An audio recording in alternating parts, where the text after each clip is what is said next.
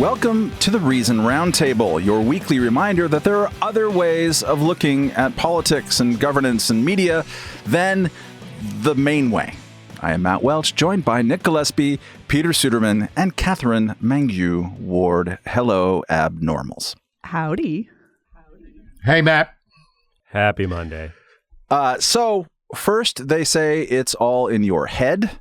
Then they say it's a nothing burger cooked up by ne'er-do-well billionaires and served up to gullible journalists with scare quotes who might be on the take. Then they say, well, the government's got to do something about all that misinformation. People are dying, etc. And then finally, when federal judge Terry Doughty on July 4th, get that? July 4th, issues an injunction against the federal government from continuing to jawbone social media companies into censoring the speech of disfavored citizens, saying, quote, the present case arguably involves the most massive attack against free speech in United States history, unquote, end quote, whatever. They, and by they here I specifically mean the Washington Post's news pages, say that this quote, Trump-appointed judge's move could undo years of efforts to enhance coordination between the government and social media companies. Heaven forfend. It is amazing to watch the elite journalistic consensus, Washington Post, New York Times, CNN, etc., coalesce behind a view totally contrary to the whole Congress shall pass no law thing, and instead plead openly for the federal government to erect guardrails on what people in this country can say out loud or at least online. Here's another Washington Post subhead from over the weekend, again in the news pages. Civil rights groups warn limits on government contacts could be a boon for election lies ahead of the biggest election year the internet age has seen. Good Lord. Catherine, my frustration clearly spilleth over here a little bit, so I want to turn to your robot heart and maybe try to explain using your grown-up voice to our fellow practitioners of the free speech arts why some of the rest of us think that it's both bad and perhaps constitutionally impermissible for the federal government to apply consistent pressure on social media companies to take down posts from and block access by people accused of spreading misinformation. Yeah, I'm just going to come right in here and go full libertarian, I guess, because that's what we do on this podcast sometimes. And the reason that it is a problem is because those guys, the feds, have the guns. I'm sorry, that actually really is why. It's just, we can have a big, messy fight about what is and isn't true. We can, impugn each other's credibility and reliability all we want down here on the civilian level. But when people who have the power not only to imprison you or fine you, but also in some cases to take away your license to speak, your license to broadcast, that is a much bigger problem. That is a different kind of problem. And just being wrong, even being wrong on purpose, is not enough of a justification to summon that power or implicitly threaten to summon that power. People are wrong all the time. It's going to be okay. Not you, Peter. Peter, you're wrong only very, very infrequently. When you dip your toe into people being enthusiastic about speech regulation, or at least, come on, we're adults here in the room, etc., you will frequently see two things invoked. One is the January 6th, 2021 riots on Capitol Hill, which are seen frequently as a kind of flowering of a misinformation bubble. That works, right, Catherine? And then the, let's say, the anti-vaccine hyperbole, to be charitable, specifically about COVID, but maybe about other vaccines as well. How do you address the anxieties when it comes to the speech regulators about the harms that we're seeing from this? And then maybe conversely, what are some harms that they might be underplaying about that can come from government being censorious itself? So let's just start with a couple of basic premises here. One is January 6th was really bad. Real bad. There were some bad people who did a bunch of bad stuff. Like nothing to like about January 6th. It was bad. Number two, I'm still pretty pro-vaccine, though I think, some of the early claims, even some of the stuff I probably said on this podcast during the initial days of the rollout of the vaccine, turned out to not be correct.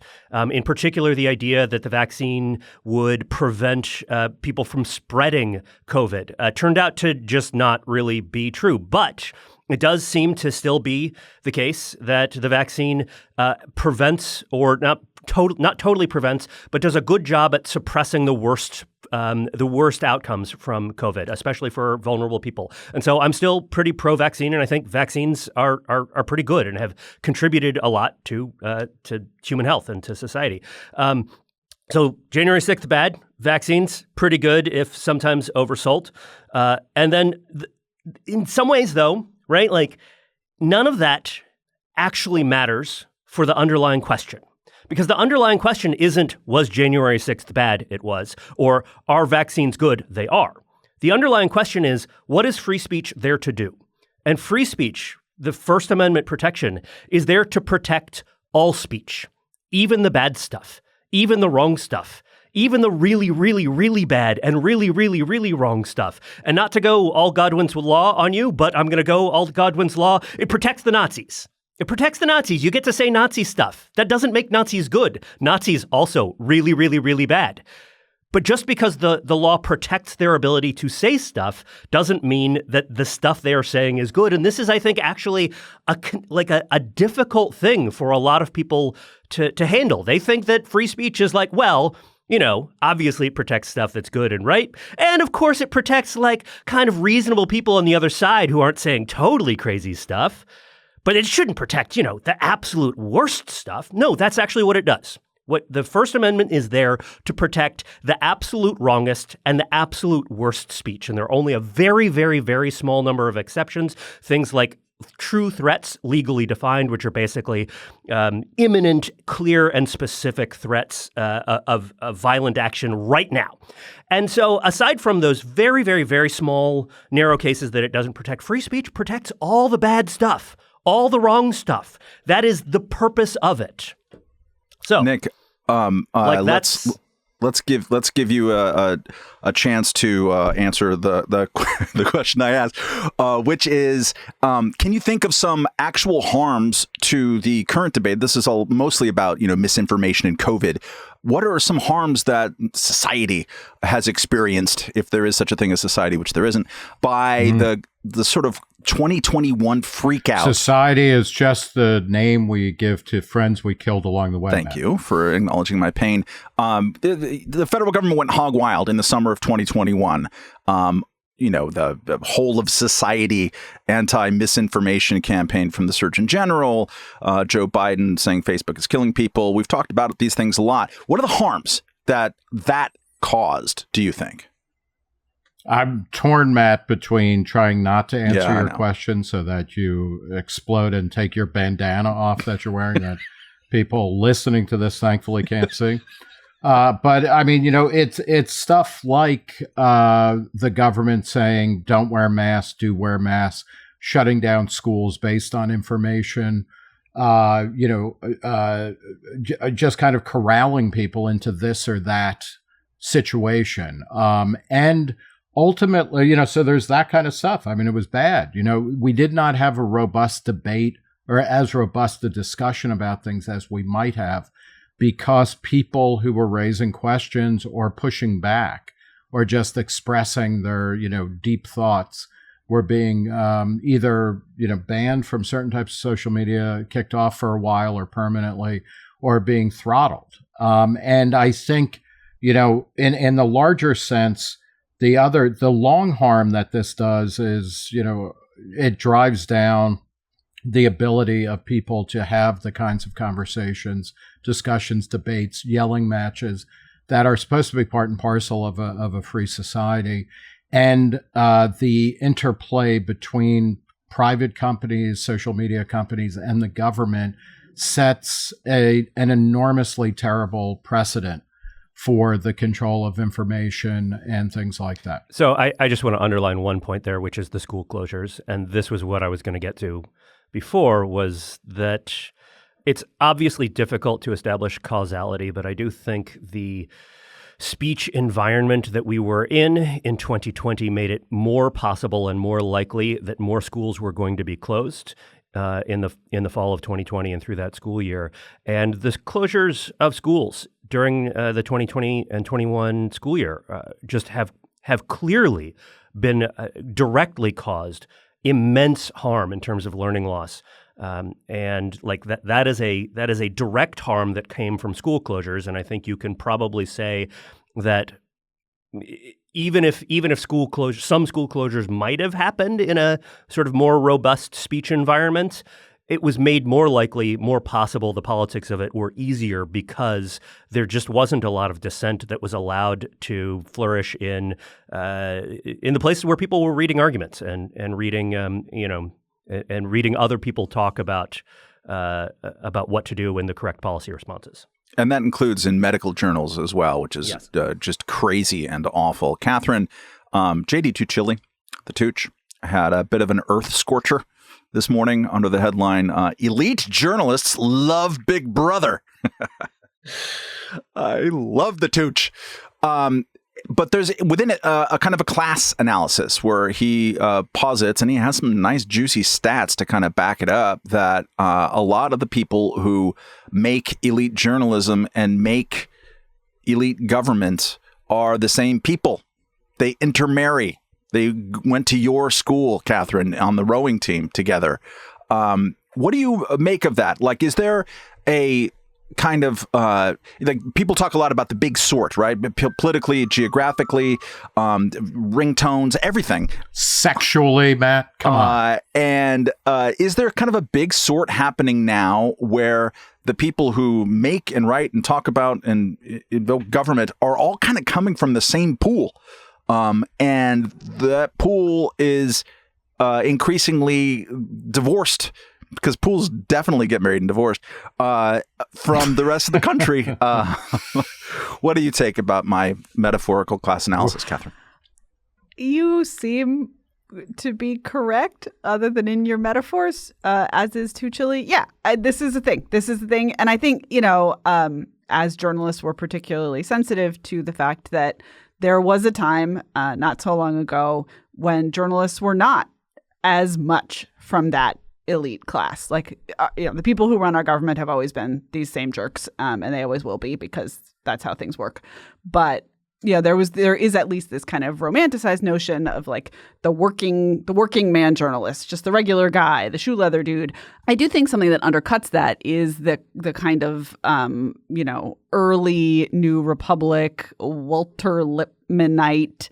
There was a moment in the early 20th century when this ideology emerged that not only did we need kind of like elite technocrats to run the government, we also needed those same people to control public opinion and shape it and control our publications. So I don't think it's a new phenomenon. I still don't think it's a good phenomenon. It was more explicitly about social control when these ideas were kind of out there floating around 100 years ago. Now I think we take it a little more for granted, and maybe it's more insidious because of that. Nick, building on that, has it sort of always been this way in terms of elite journalists saying, regulate me, bro? And it's just that I'm too stupid and slow to recognize it? Or has there been some kind of identifiable shift, do you think, over the past like 20 or 25 years? Yeah, I'm not sure how to go into your psychographic on that, Matt, shame. but I think the way that I'm looking at this, and that subhead that you read from the Washington Post article, is like sublime. I mean, it's like, ChatGPT 8 wrote that. It is so perfect. But what I'm actually getting out of all of this, including the, and I know we'll talk about, how nobody's on Twitter anymore and everybody's on Threads and blah, blah, blah. But what I'm getting out of this is a real sense of energy that, for most of the 20th century and going back at least to the 20s, when you had things like the invention of the tabloid, but also the creation of true national mass media in terms of movies and radio, leading into other things. What we're seeing is a breakdown of the ability of elites to actually control the narrative in a profound way. And that's part of what social media represents. It's part of the reason why it sucks so bad and why it's so messy and filled with anger and hate. But it's also why it's great. And that what we're witnessing in the current moment is the inability of people who have been able to control, and it's not just media, it's government, it's nonprofits, it's the civil rights groups that are mentioned in the in that Washington Post subhead. They have effectively lost the ability to control things. They can shut things down for a while. They can shame people. They can talk on cable news shows to smaller and smaller audiences of older and older and closer to death people who kind of agree with them for the most part. But what we're living in is an age where alternative media is everything. And what I would argue, Matt, rather than saying, okay, in the past 20 years, it's gotten worse because of 9/11, there's definitely been a resurgence of elite attitude saying we have to keep the hoi polloi from being able to talk, much less think for themselves. But if you go back to, what Catherine was talking about, there was a time when journalists were not educated. It was a job you could get instead of going to college.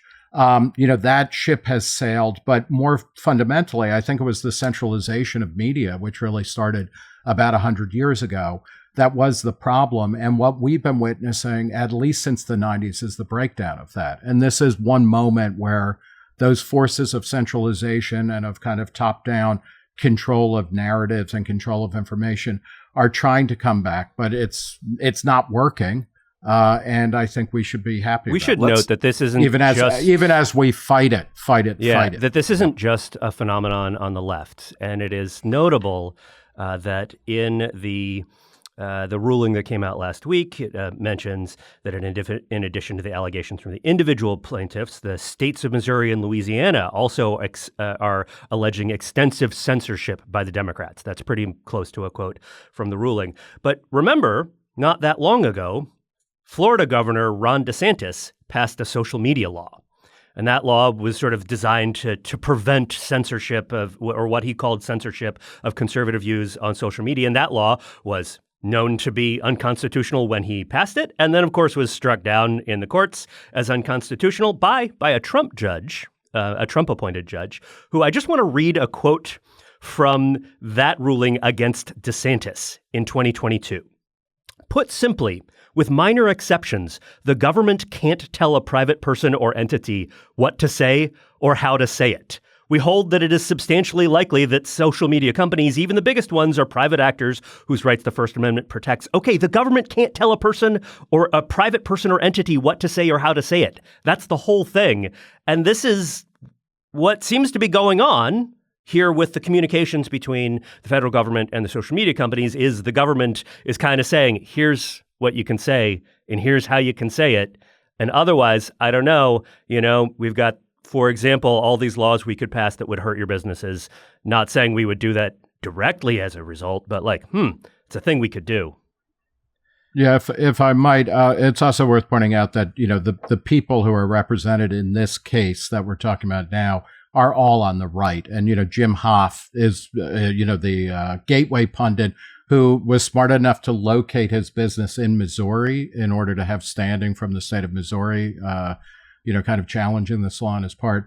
This is not a ideologically representative bunch of people, in this case. But more to the point, we need to come up with, and I think Reason has been doing this, a different way of talking about power, because this is about, private companies, social media companies weren't just the passive receivers of a lot of government bullshit, where it's like, hey, do this, don't do this, etc. They were active participants in this. Certainly, Robbie Suave's Facebook files shows that. The Twitter files also shows that. And that this becomes a much stickier and more difficult kind of condition to deal with, because it isn't, private sector good and they're just trying to get on with their lives and make business, decisions, etc.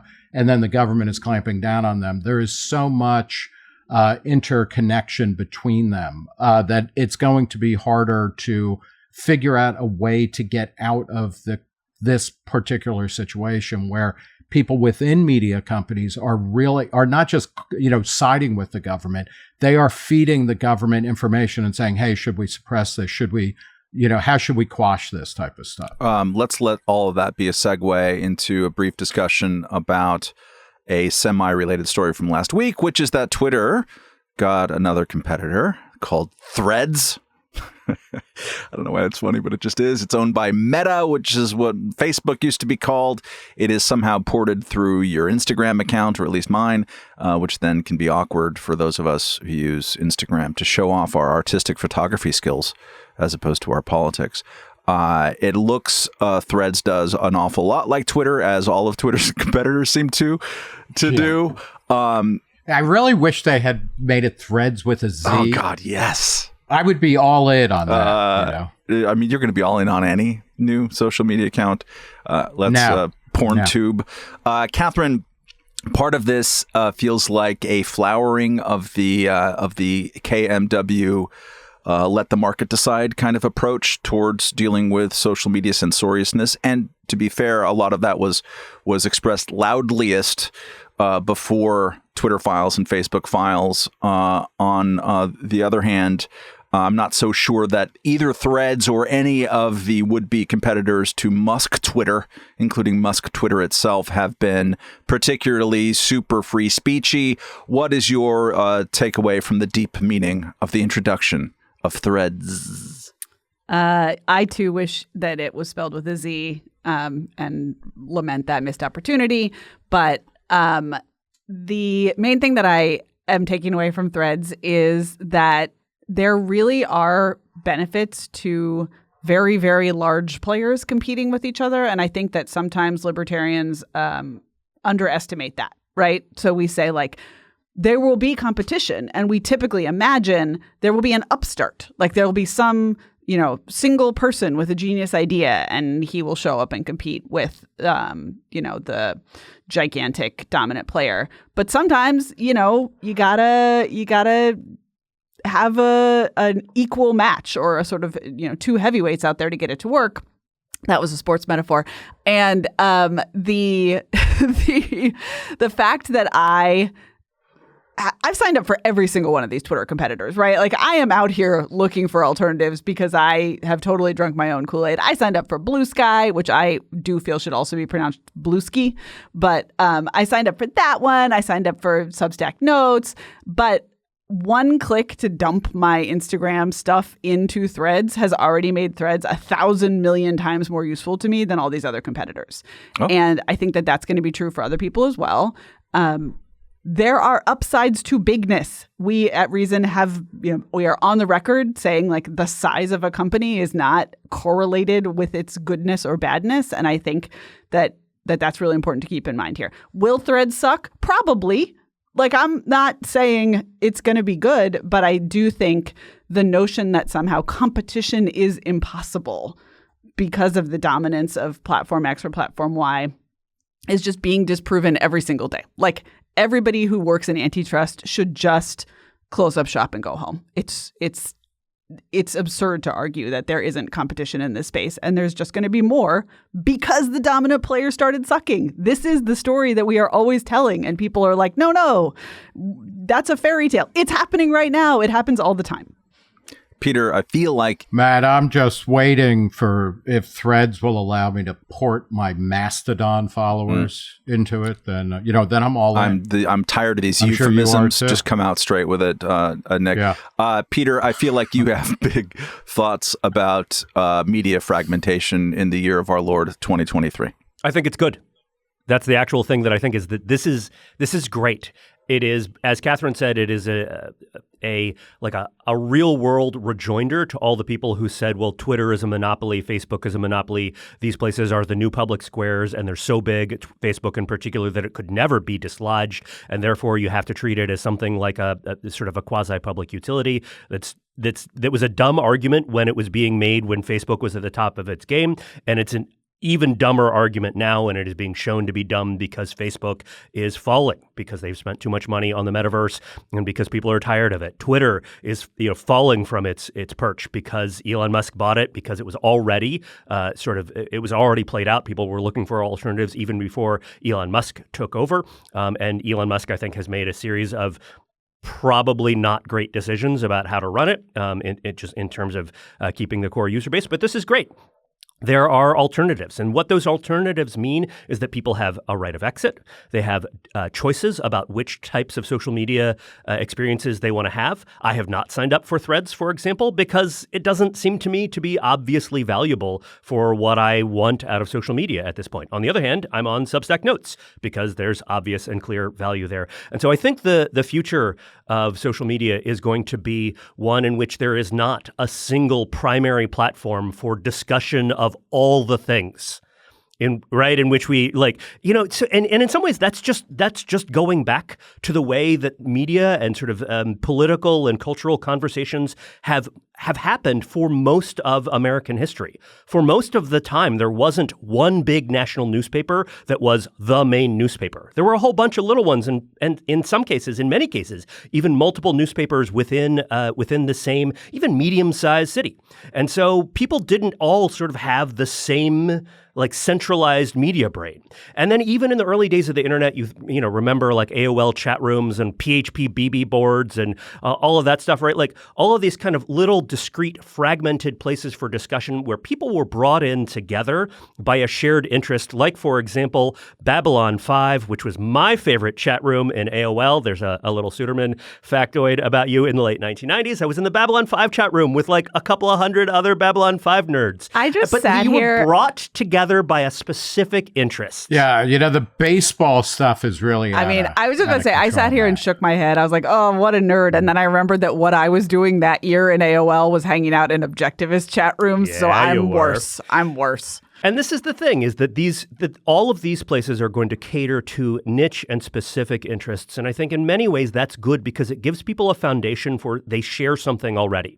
And that is one of the problems with political discourse over the last decade in the social media era, is that Facebook and Twitter have slammed people who just don't agree on anything at all together and then made them really mad about it, because that's a hard thing to do, right?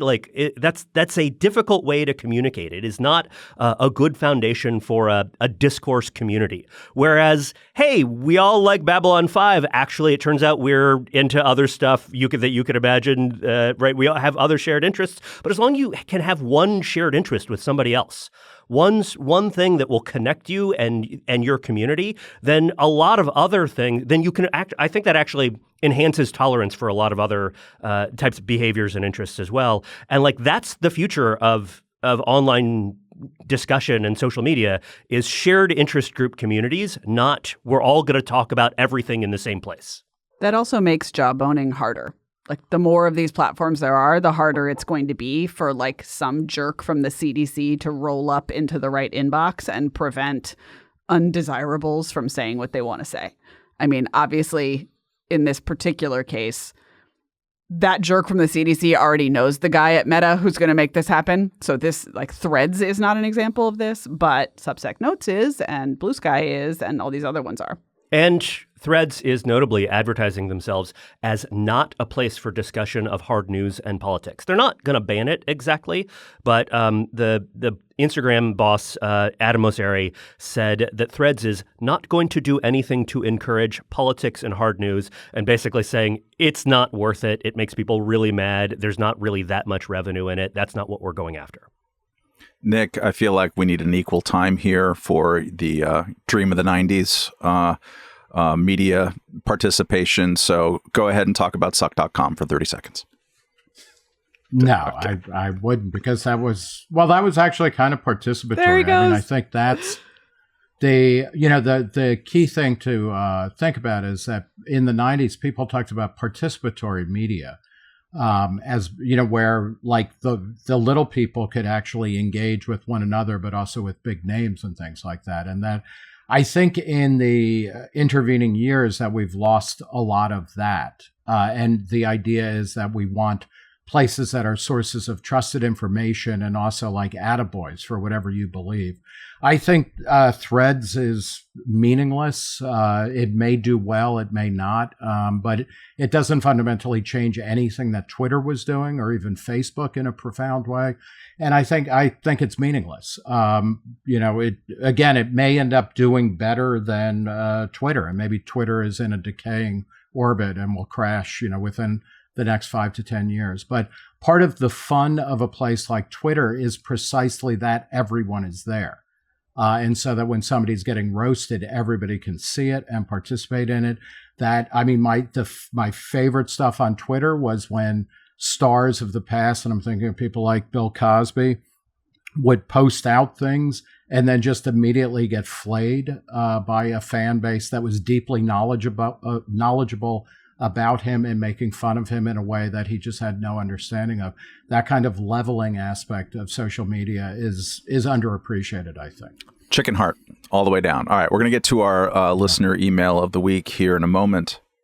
But first, friends, who doesn't have a horror story or 7 about the health insurance industry? Golly, I remember the time when I couldn't get any health insurance because I was a freelance journalist and made the rookie mistake on my various applications of telling the truth about how I'd actually visit the doctor from time to time in Europe. I can tell you plenty more, but the clock is ticking. Crowd Health turns those many health insurance frowns upside the hell down. I've got friends who've used this, and they say it's a game changer. You just pay $50 a month. Get access to telemedicine, discounted drug prices, and more. None of this in-network mumbo-jumbo. Get your own personal care advocate and have peace of mind about unexpected medical emergencies. Did I mention the $50 per month bit? It's time you opt out of restrictive health insurance plans and let Crowd Health help fit your healthcare needs. Get started today for just $50 per month. Use code ROUNDTABLE to get the healthcare you deserve. Please note that Crowd Health is not insurance. Learn more at joincrowdhealth.com. That's joincrowdhealth.com. Code ROUNDTABLE. Do it today. You'll be glad you did. All right. Reminder to email your to-the-point queries to roundtable@reason.com. This one comes from Brad Cloza. It's a great name. A self-described libertarian curious registered Democrat, welcome Brad, who writes after some otherwise complimentary words about our work. I was disappointed when you only briefly covered the Lori Smith/gay wedding website decision, which seems complicated on many levels. You agreed that her websites were of a very basic and boring quality, but you did not at all seem to question the idea that a person who designs websites for a fee, sideline debate, can paid speech ever be free, is some kind of artist or even a pseudo-blogger whose work amounts to speech. Nobody goes to a wedding website designed by Lori Smith to learn what is on Lori Smith's mind or in her heart. They go to her websites to get information about the life event of some other person that they actually know. Nick, was someone tickling you under the table? It's a good letter. Just giggling is not the appropriate response. I will continue. Please explain how, and now I'm giggling, how and why this is a speech case, because I can appreciate the argument that a person who runs a private website building business can turn down business for whatever reason, more than I can appreciate the argument that they can do so because it violates their speech rights. And for that reason, and especially because the case was based on hypotheticals rather than actual disputes, this clearly seems like a case of the Supreme Court as an activist court that thinks first about what decisions they want to make rather than the merits of a given case. This does not seem like one to celebrate, Catherine. Yeah, I mean, first, I'm objectively pro-activist court because I think all courts are activist courts, and it's just a question of how honest they're being about it. I sort of have now overstated, but also associate myself with the work of Damon Root on this. You know, I think it's good to have some rules about what kind of cases the court can hear, but in the end, they have essentially an infinite number of cases they could take, and they choose the cases where they want to make a statement. So just on that kind of subsection, I don't think the activistness of the case is necessarily a problem. But you might say, okay, well, regardless of whether it's an activist court, did they decide rightly? This question made me think, like, as someone who at least occasionally makes an effort to combine some kind of artful expression with the more mundane task of conveying information about somebody else's business. I feel like, I have to disagree with the sentiment in the letter. Like, it may or may not be that these websites are, I can say these websites are not the highest form of art. But as I said last time we talked about this, that doesn't matter. And I will also say, just on a more like bitchy personal level, I have definitely aggressively aesthetically judged other people's wedding websites. So I do think that it's artistic expression. But this is all to the end of saying, I'm fine. Like, I think the letter writer is right. We could easily just say people are allowed to turn down business for any reason or no reason, the end. I would prefer to live in that world most of all. But I do still think expression is at stake here. Nick, translate your appreciative giggles into an answer to the question. It made me think back to when I was in college and I'd read a National Lampoon story that had a photograph of a guy wearing an offensive T-shirt that I won't go into the details of, but I went to a local T-shirt store where you could, they would make whatever T-shirt you wanted. And I had to go to like 3 T-shirt places before somebody would agree to do it. So that's kind of roughly analogous. It wasn't racial or even gender-based. It was body-based. What was the word? And I'm not going to tell you, man. Was it a mastodon? Yeah. No, I can't. No. It had nothing to do with mammoths or mastodons or elephant-like mammals. But... I think the guy's onto something where it's like, I don't want to, let me put it this way. I agree completely with Catherine that businesses should be able to say, I want to work with this person or I don't for any fucking reason. But I don't want to hear shitty artists say like, I'm not doing this, or mid-level managers, people who work for Amazon Web Services and being like, I'm not going to work with this person. I'm not going to house their data because I find it offensive or something like that. So I find that the letter writer touches on something important here, which is that everybody has an opinion on stuff. They generally should just shut the fuck up about it, but they should also be free not to work with people they don't want to work with. Peter, what say you? So I agree to some extent with Catherine and Nick, but because they have sort of suggested, oh, look, this letter writer has a point, I'll push back just a little bit gently and say that if you want to defend this as like this really is about speech and you want to make that as the most, like you want to put that at the foreground of this case, then it's worth going back to the lower court case that the Supreme Court was responding to, in which a 3-judge panel found that the designing a custom wedding website is, quote unquote, pure speech, and noted that under Colorado's anti-discrimination law, appellants are forced to create websites and thus speech that they would otherwise refuse. Right. So this was the 3-judge panel that decided this case at the lower level, and then the 2 of those 3 judges just said, and it doesn't matter, because the state has a compelling interest in protecting the dignity, interests of members in marginalized groups and their interests in the marketplace, right? The lower court was just like, this is absolutely speech, and we are going to compel it for certain. That is the purpose of this law.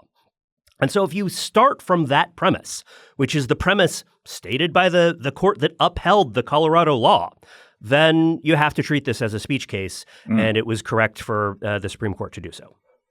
That's, this is high quality response to the letter writer's question, if you don't mind me making an editorial fourth wall break. And Matt, I hope you're not going to pretend that you somehow are engaging in expressive activity now. You only work here. This is, okay. You're like a mid-level manager. This is like the person who did the Brookings misinformation study who had this great quote that Matt tweeted. And the challenge, of course, is that anyone can be a podcaster. Anybody can get a microphone and start talking about whatever they want. I think we've demonstrated that is a challenge here today. I really feel seen. A challenge. I just want to agree with everybody, and that's my answer to the question. And thank you for the nice letter. So I will triangulate between all 3 of you, which doesn't even make sense geometrically. I think that's what Bill Clinton did. I think you're rhomboiding that. don't rhomboid. Let's go to a semi-lightning round, not full lightning. Let's just look at some thunderclaps. Last week, Florida First Lady Casey DeSantis, who, Nick Gillespie, has the best baseball name this side of Shooty Babbitt, announced the unveiling of an exciting new group called Mamas for DeSantis. Mamas. Whose debut advertisement showed a lot of aggressive-seeming gays and trans athletes on swimmers' podiums and people putting masks on reluctant toddlers. Throwback to previous segments, over which our would-be first mama says, "When you come after our kids," this is that's her voice sounding exact. "When you come after our kids, we fight back because there's nothing we won't do to protect our children. They're not yours." Catherine, let's continue to make this about me. When I look at the underlying policies being sort of displayed in this advertisement, criticized, like toddler masking, even allowing people who were born male to compete in female sports, I find myself broadly in agreement. So why do I hate this ad so much? I guess it'd be a question for you, Matt. Nope. I'm the moderator. I told you guys a couple weeks ago I was listening to this podcast about the 60 songs that explain the 90s explicitly so that I can understand Matt Welsh better, and I really think I'm growing in that knowledge.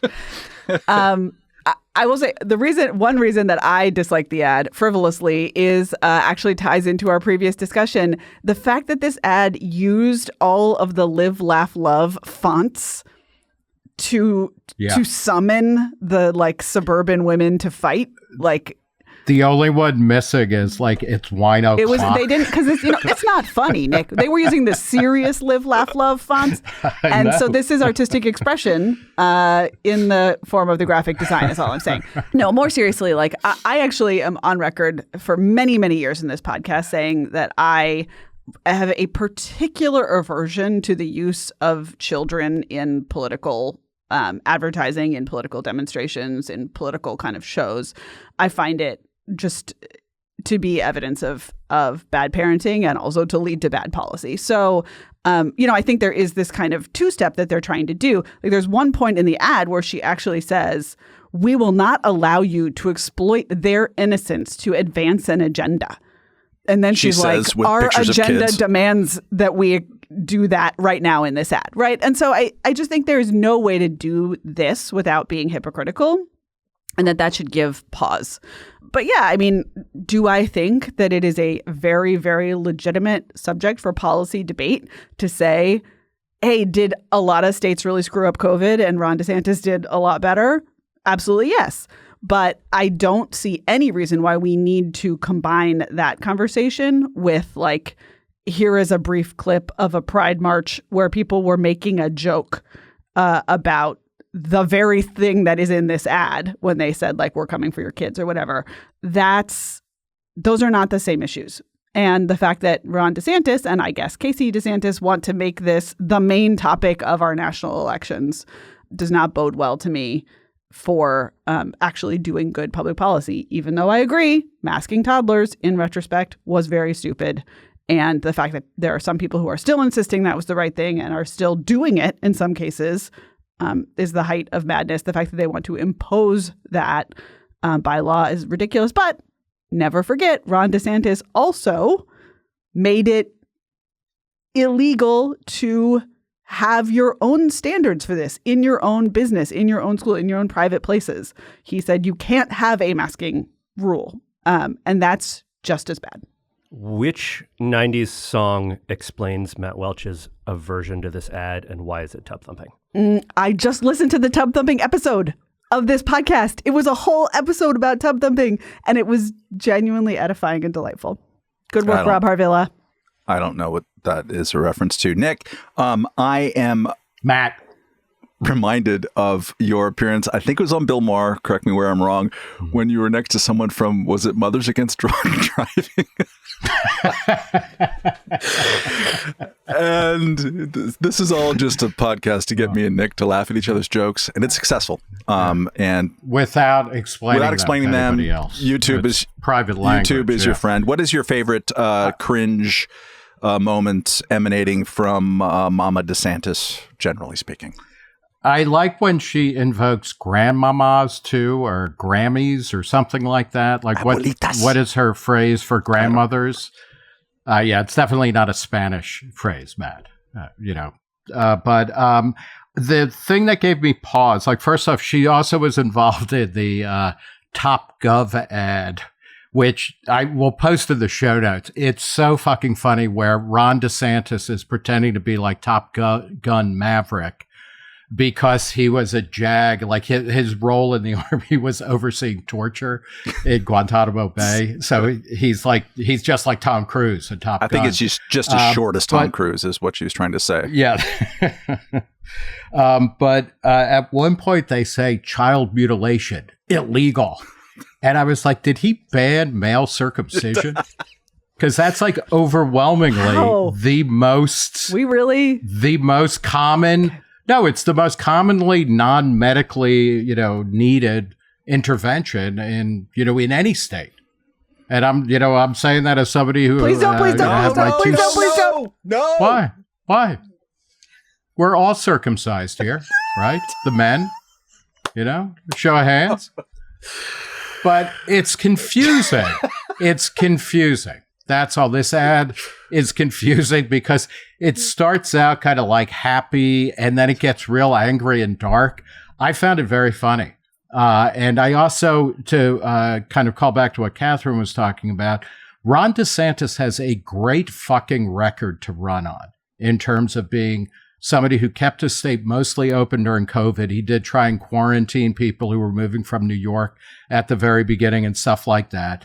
But he had a great COVID record. He's done extremely well in, keeping taxes low and giving money back to people. Florida is growing, et cetera. And he's such an idiot to be focusing on Bud Light trans cans, which is essentially what he's doing because it's not going to gain him any votes. And it's going to cost him votes because most people this is not the thing that keeps them up at night. And especially coming from somebody who got married at Disneyland or Disney World in Florida, it just all adds up to a real big waste of energy and time. And I think it helps explain why Ron DeSantis is doing poorly in the Republican primaries. And, people on his side are sending out mailers in Iowa talking about how Trump is super pro-trans and LGBT. They're just so far up their own asses that they're not going to make it out of the Republican primary. Ooh. Big prediction here, Nick Gillespie. Catherine, make a note. Yeah, put it down. Peter, write it down. You're Matt. from Florida. What's going on with the DeSantis campaign here? What I want to know is when we're going to see daddies for DeSantis. Wow. Can we get that ad? Wow. Bears. No, what for bugs DeSantis. me It's going to about be a this, scandal when that comes out. since the question isn't what bugs Matt, thank goodness, because I don't understand Matt. I'm not listening to that 90s podcast. You should. It's good. But no, what bugs me about this is that it seems to be an attempt to put a respectable overlay on a lot of the DeSantis-adjacent obsession with groomers. Yes, there's a bunch of stuff that I agree with about school closures and kid masking that I think DeSantis was right on the merits, on the policies. I think this ad is pointing towards that stuff. But Nick is, Nick has mentioned we're not going to do child mutilation. Matt, you opened your description of the ad with there's a bunch of images of pride rallies and that sort of thing. And I think my read of this ad is that it is trying to capitalize on a lot of the dumber and worse culture war aspects of the sort of DeSantis-adjacent, DeSantis campaign universe, which again is not necessarily DeSantis and his wife and his staffers himself, but people in that world who are just obsessed with talking about groomers, who are pushing certainly in an anti-trans direction, but even tiptoeing up to being just flatly anti-gay at times. Again, without necessarily just saying, "Oh, we're anti-gay," and that this ad seems to be a cover for that and trying to find some way to sort of to sidle up to that worldview without actually coming out and just saying that's where we're at. My 2 cents is that there's the old saw about politics being the organization of hatreds, and that is too often true, and I hate that and always have. And when you feel that coming out like a group demonization of people as as sort of inferior or a direct threat in some ways, I just instinctively cringe. And at the same time, there is the sense, I think, that almost always wins individual culture war cases, which is that when some group puts people on the defensive, if you rally around the defense, you will be broadly popular. And so some of the things that DeSantis has done, it's going to be popular, whether or not we all individually on this podcast agree with it. It's going to be popular to say your high school girl swimmer is not going to compete against people who were born male, because people feel like that's you're encroaching on the competitive possibilities for that 17-year-old. It's not really the biggest issue in the world, but it's an individual case where it feels like this broad culture thing is coming over here and putting your people on the defensive. Problem is, no one can be satisfied, I think, or very few people can be satisfied with winning a case of defense. They then go on the offense and get into the organization of hatred's business, which I, again, despise, and I think it's disreputable in general. All right, let's go to, yes, Matt, I knew this was coming. Quickly, yeah. I want to point out the song, the 90s song that explains yes, my please. Welsh. Even though it came out in 1989, it's the Stone Roses, I Want to Be Adored. No, I think it's I Am the Resurrection. I think that... No, you're wrong, Matt. You're wrong about this as well as so many It's others. Green Day's basket case. I want to be an American idiot every day, Peter Suderman. Let's go to our end of podcast, what we have been consuming. I am most excited to tee up Nick Gillespie, despite all of his sins against my nature. What have you been consuming this past week, Nick? I spent a lot of time dodging various deadlines and going deep on Netflix became like the Arnold Schwarzenegger channel over about the past month or so. They released a 3-part documentary series merely called Arnold, as well as the first, what I hope is the last season of a adventure series called Fubar, where he plays a CIA agent who has messed up his family life because he's secretly a CIA agent. And then it turns out his daughter is also a CIA agent and they have to go on missions together. And Fubar is kind of great if you like to see your heroes reduced to almost turning tricks on the street corner. It's just like in every way, it is just a degraded form of Schwarzeneggerian cinema. So it has that going for it. More interestingly, the 3-part Arnold series, it's executive produced by him. So it continues a trend that we've talked about on this show, which is that these documentaries that are done by the people they are about are really awful on balance. They give you proximity or access, to access to people who often will reveal things they wouldn't reveal in a hostile situation because they're too self-absorbed and delusional to not realize that when they tell their own story, they're telling a story which is not the one they intend to.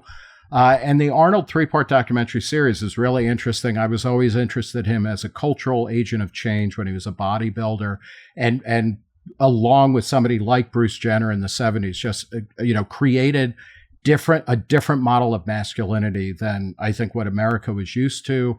His rise to being the biggest movie star in the world is fascinating, and then that turn into being governor of California.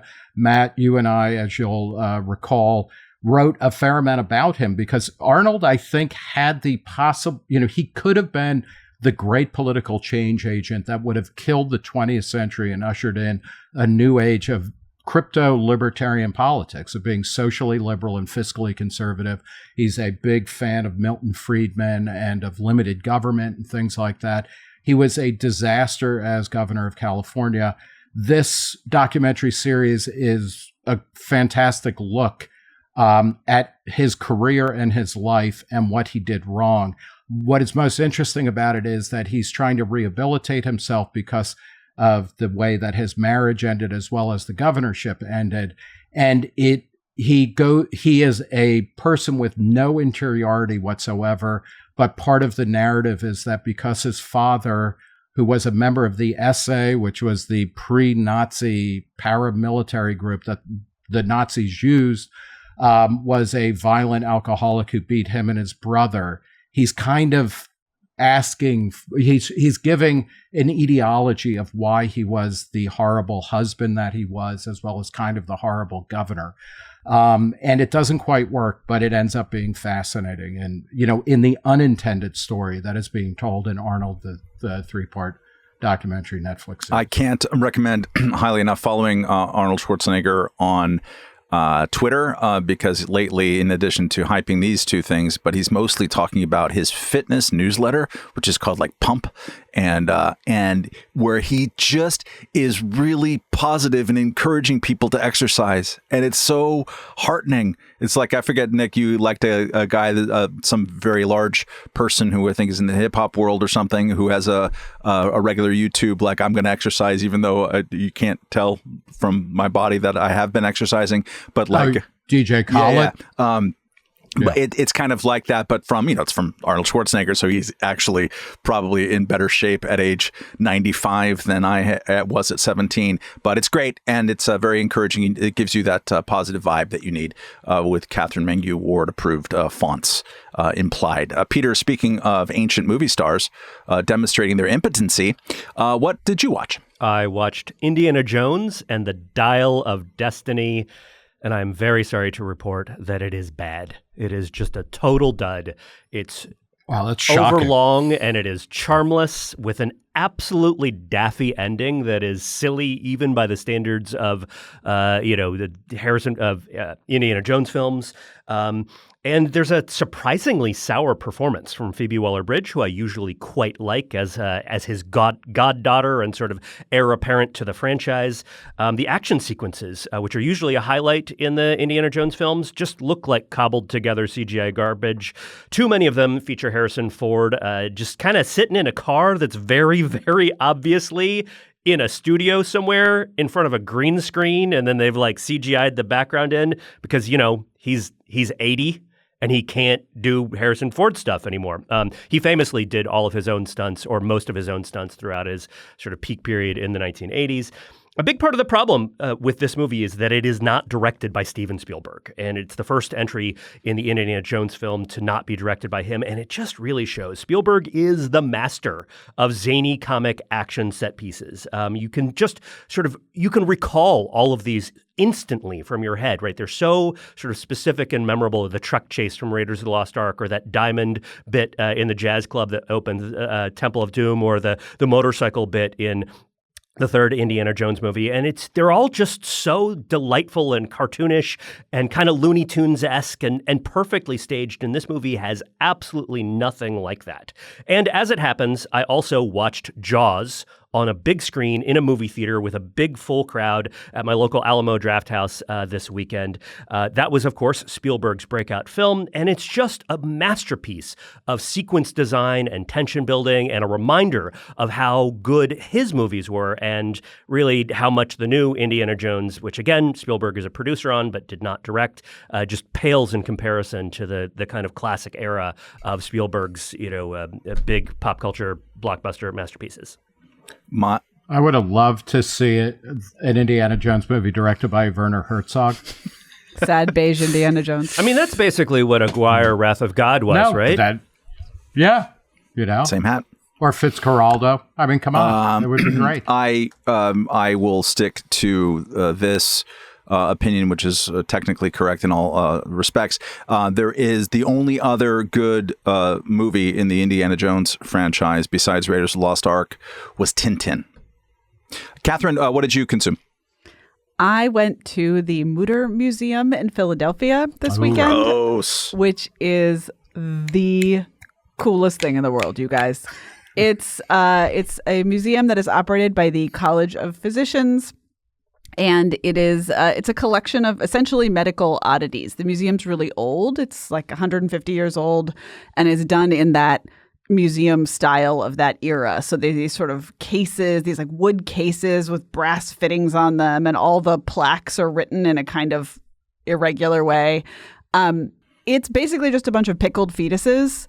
And I just can't recommend it enough. Like it's and the large intestine. And it's a colon. Yeah, there's like an 8-foot long colon. There's a collection of kind of library, like almost card catalog style drawers that are one doctor's everything he ever extracted from anyone's esophagus, like labeled in these little drawers. There's also a whole room that's an exhibit about influenza that does not in any way that I saw acknowledge COVID. Like there's a whole room about the flu pandemic of 1918, and they're just like, I guess we'll update this once COVID is over. I don't know. This museum is currently surrounded by a tremendous amount of controversy. The current leadership is sort of toying with the notion that maybe the public should not be allowed to think its own thoughts about these remains. And so they already took down all the YouTube videos, the very, very popular YouTube videos of the artifacts in the collection, pending review. The museum was packed, and I think that is because word has kind of gotten out that it may close or close to the public. That would be a shame because it's just a really, really genuinely cool testament to medical progress, among other things. There's an iron lung there. If you have never been near one of those in person, it's really very moving to see it. Like the one that Tony Stark was in when he became Iron Man? Mm-hmm.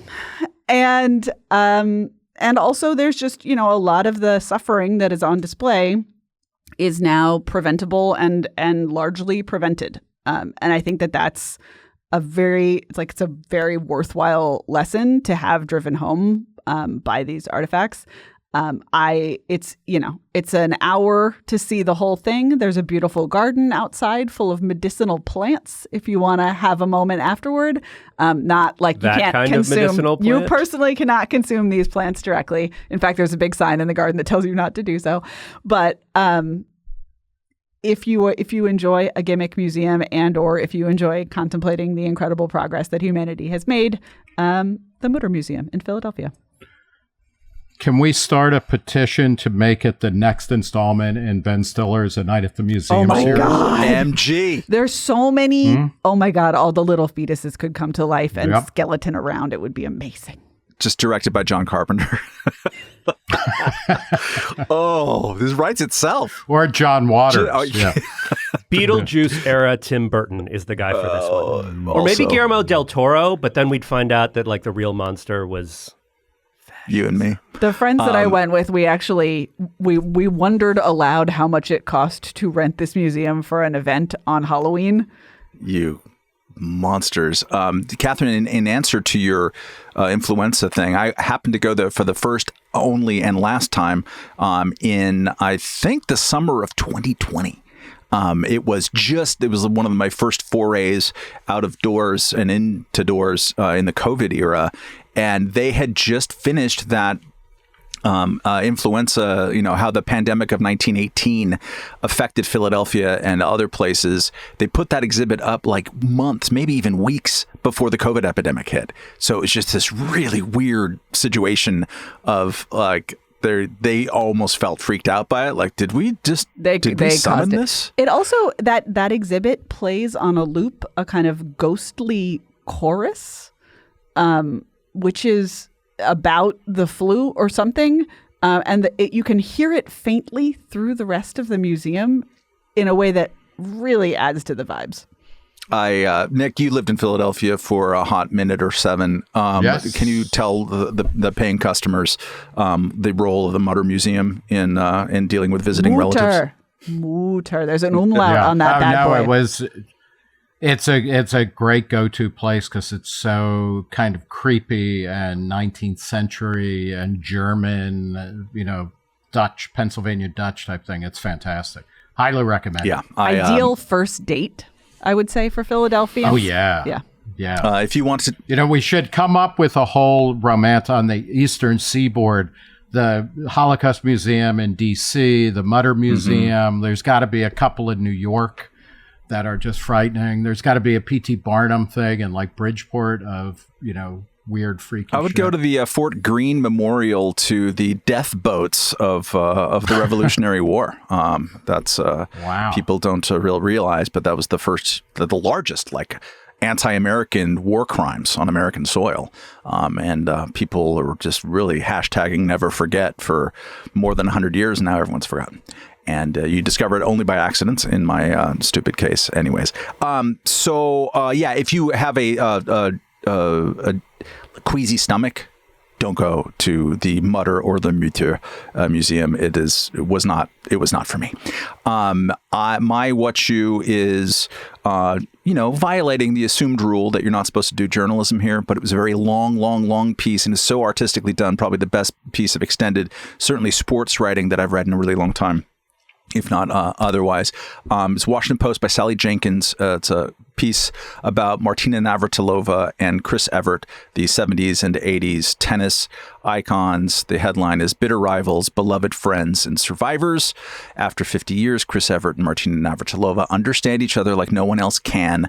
When cancer came, they knew where to turn. It's just a marvelous piece of sports writing and person writing, a lot of stuff I didn't know. Apparently there's a 30 for 30 ESPN documentary about them that's also very good, that I can probably recommend highly enough without having seen it. But this piece of journalism is just terrific. Martina Navratilova famously, and Chris Evert, they, for about 10, 15 years, Nick, they were basically it in women's tennis. And Chris Evert was the darling all-American blonde girl. And Martina Navratilova, eventually, when she rose to dominate their competition, because Evert dominated at the beginning, and then Martina came back. And when Martina started dominating, she got super ripped and buff, and her coach was Renee Richards, who was grunty, just very Teutonic, East Bloc gal, and Czechoslovakian, and just it's a far more complicated relationship. Even he feels like it's cliche talking about it, but it really Chris Evert took her under her wing when she first came from Czechoslovakia back in the day, and then had to, in her own mind, distance herself and unfriend her in order to keep her down and defeat her. And then it turns, and of course there's cancer, and the photography in this too. Marvin Joseph is the photographer. Really one of the best and most moving, just feature photographs on a piece too. It's a wonderful, wonderful piece. Check it out.